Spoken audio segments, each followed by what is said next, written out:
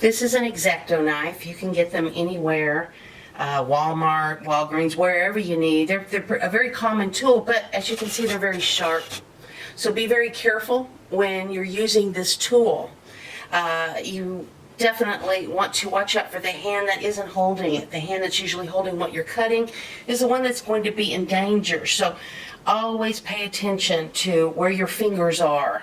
Now, this is a typical art gum eraser.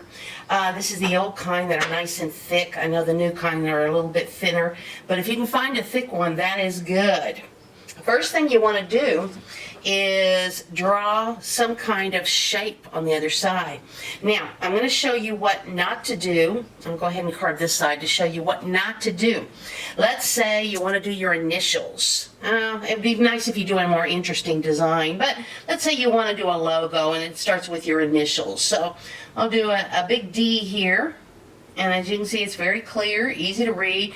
Make sure your strokes are nice and thick, so that way it will print well.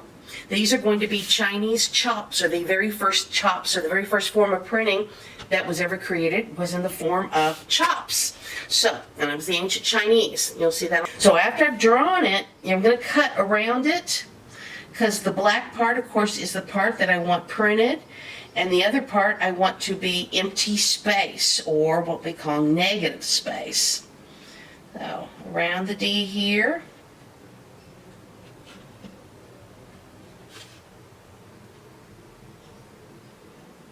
And notice I'm paying attention to where my hand is.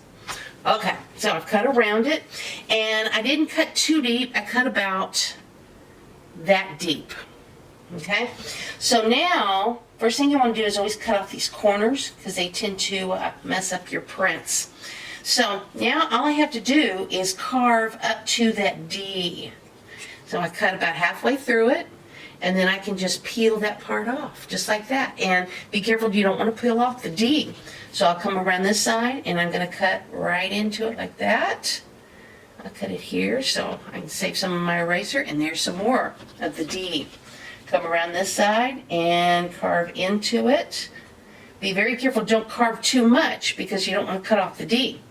Here, a little bit different, I have to gouge it in order to get it out. And here, again, notice that it's better to cut away from your hand. Notice I was cutting towards it. Be very careful if you do that, because it could slip and cut your hand. One of the best things to do, and there's my D.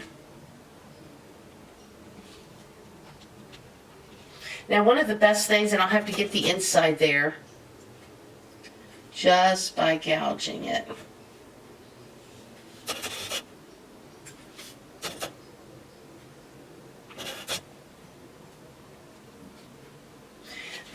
This is similar to the old wood cutting tools that they used to use. Printers used to carve their own blocks.